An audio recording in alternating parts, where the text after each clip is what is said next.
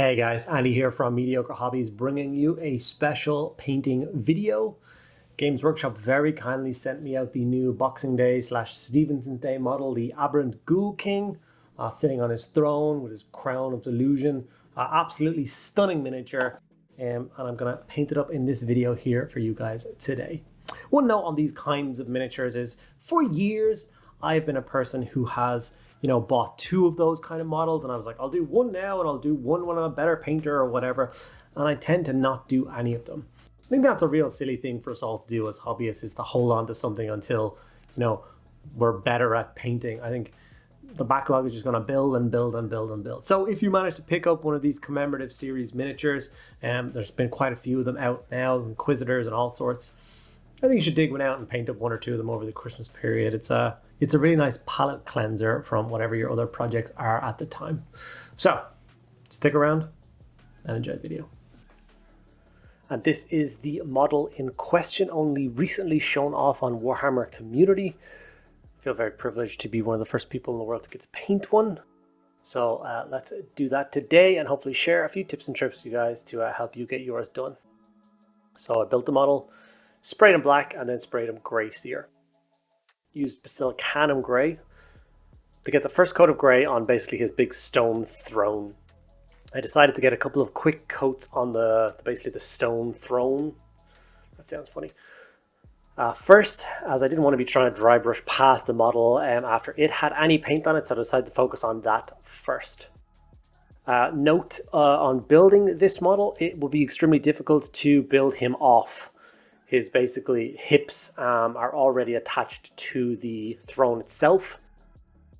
So you could of course leave the entire Ghoul King off minus his hips, but it would be very difficult to paint the Ghoul King as a separate thing. You would have to then assemble him on the throne and paint him afterwards. So it's up to you if you want to do that, but I decided to just build it and work around it, which is what I tend to do. After the Basilicanum had dried, I did a dry brush of Dawnstone all over the model, well, all over the throne, and then a quick dry brush of Administratum Grey, just to catch the edges of that rock even further. And then I was pretty much happy enough to leave the throne where it was. Obviously I was going to do all the skulls and ropes and all those bits and pieces. But now for the fun part of this model, which is I get to actually paint the Abhorrent Ghoul King. Like I said, I actually have quite a large Flesh Eater court army already painted up. So I'm excited to add this guy into that collection. I would like to see these guys on the tabletop again soon, so maybe we'll get a bottle report out for them in the new year.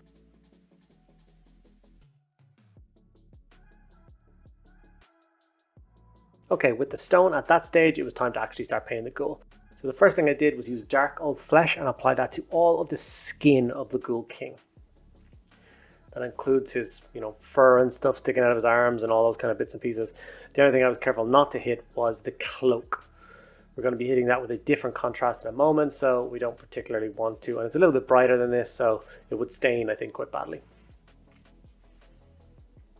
Dark old flesh is the same scheme that I went for with the rest of my Flesh Eater quartz. I actually stole the scheme from a Squidmar video, painting up a battle force or a start collecting box in 8 hours. Really good video. I recommend you check it out after this. But this isn't quite the same scheme, so it's kind of a modified version because obviously the character is a little bit different to the normal guys. But anyway, dark old flesh all over the skin. Once you have that applied, we are going to move over to Wildwood. This is going to be for his loincloth, and all the bone and rope bits that are on this model I'm going to base coat with Wildwood. A dark brown is a really nice place to work up bone from. Of course, all the ropes. So he's got a pile of bones under his feet. He's wearing his loincloth. He's got a kind of a spear of wood horns through his chest. And then there's a smattering hanging off like totems off his throne. He's also got a skull in his right hand. So take your time. We don't want to hit any of the skin with this. So a little bit of control.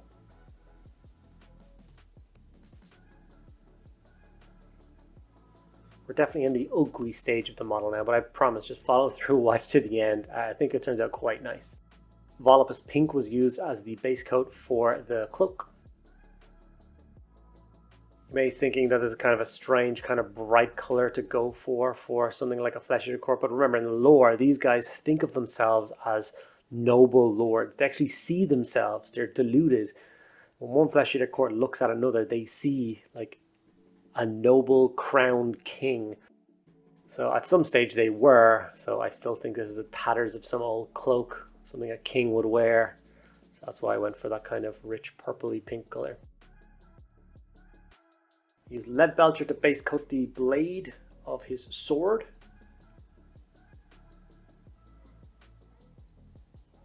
It's a very nice blade, all chipped and corroded. You definitely spend a lot of time with kind of patinas and stuff on this sword. Except I'm going to go for a quick and easy approach. Retributor Armour was used for the hilt of the sword, the pommel of the sword, and of course his crown of delusion.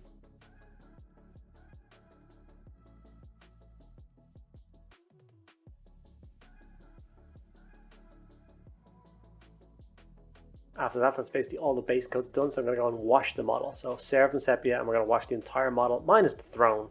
Doesn't matter too much if you hit the throne a little bit, it's supposed to be a dirty old throne. But if you can't avoid it, do avoid it as much as possible. So all the skin, all the metallics, all the bones, all those bits and pieces, just get a nice coat of Seraphim Sepia. While the Seraphim Sepia is dry, I'm going to throw a little bit of texture paste on the base. I didn't have a chance to layer up the texture paste at this point because it wasn't dry enough by the time I wanted to continue, as you can see. But in one of the clips later on, you'll see it'll turn from this to magically a fully painted base. Okay, so now I want to work on the skin. So what I want to do is I want to do Rakarth flesh, and I just want to add really stark highlights. I'm going to go back over this with a shade in the minute, the whole skin, and give it a really nice kind of sorry pinky look, which I really like the look of. But I want those to have quite nice highlights. So what I'm going to do is put this stark Rakarth flesh and layer up the entire skin of the model. So that when I do apply the shade in a moment, it's going to give the model a really nice contrast. And I'm going to leave the skin at that. I'm not going to touch it after that shade. You can let me know in the comments if you think it looks good, or if you would have changed the skin tone, or if you would have added a highlight or a layer on afterwards. For me, I quite liked how it looked, so I'm going to leave it. But as you can see, I'm, like I said, stark highlights. I'm leaving all the shadow and shade in the face. I'm highlighting it nicely across the top of the ear, top of the cheek, brow, nose, chin.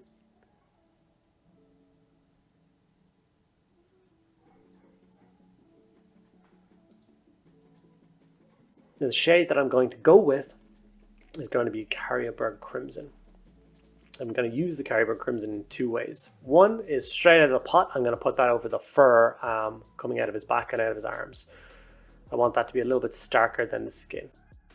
Once it's applied to those bits, then I'm going to add a drop of water to the shade. I want it to be as thin as possible. I just want to glaze that over the skin just to tint it to that kind of sorry pinky color that I wanted to do. So this is still the heavy coat on the fur parts, and then this is the glazed down bit across the skin. As you see, I don't want any pooling whatsoever on the skin.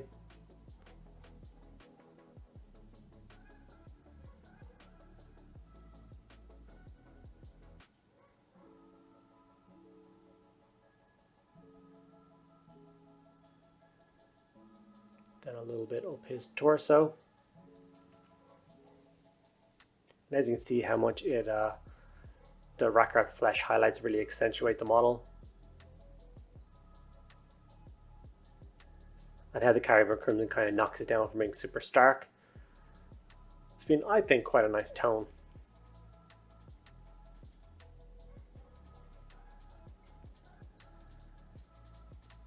That's the final skin tone for me. Like I said, I quite like the result.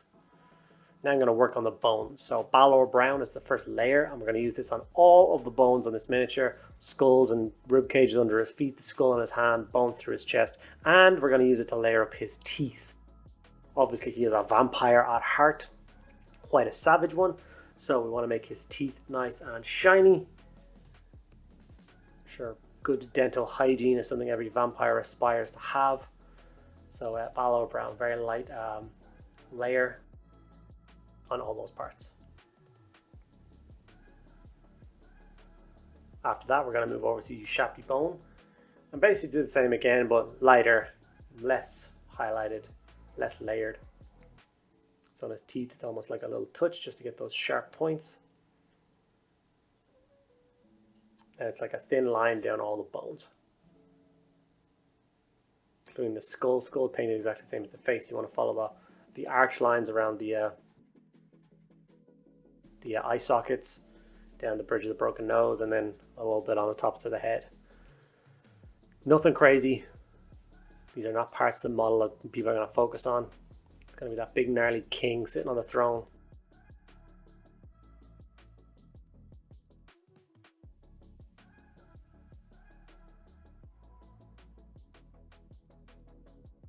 But painting a bone is actually quite an enjoyable process, which is a good thing to enjoy if you like warhammer middles, because they're on all of them. Okay, we're going to use Screamer Pink to finally get some layer on that cloth. Not going to go crazy. Simple like layer job on this, leaving the shadow behind, that Volupus Pink and all the recesses.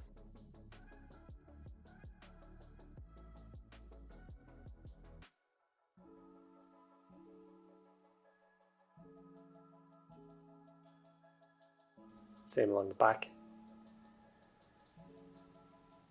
Any of the flatter areas give that a nice little highlight. We're going to use Ironbreaker to layer up the sword and the crown. It's basically all the metallic parts. So for the sword, we're not going to go crazy. It's just going to be a little bit of stippling on the parts that are not all kind of buckled and chipped and broken. We're going to leave those chipped and broken bits, the dark shaded down silver. And then we're going to have a few scratchy kind of edge highlights on the gold with the silver as well, just to make that pop.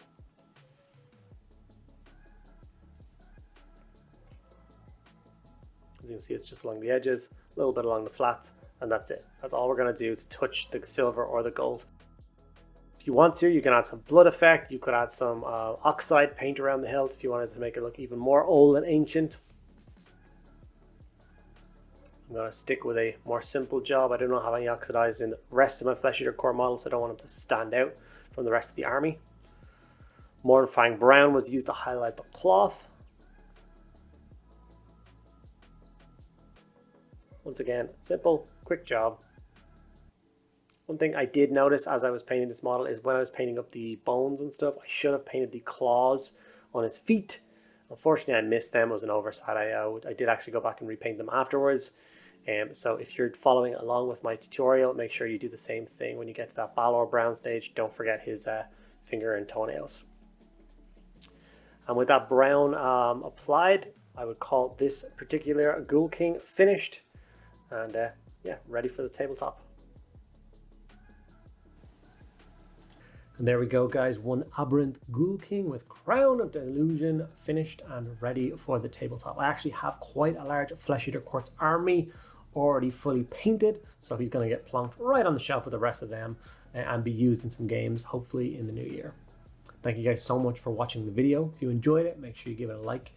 Ask me any questions about Ghoul King or any of the Flesh Eater Quartz or Age of Sigmar business in the comments below, and I will get back to each and every one of you guys. And if you want to support my channel, 2 easy ways to do that. 1, make sure you're subscribed. It really does make a huge difference. And 2, check out the links to my Patreon below. There's access to a private Discord server and a bunch of other rewards that you can get. Thank you guys so much for watching the end of the video. I'll see you in the next one.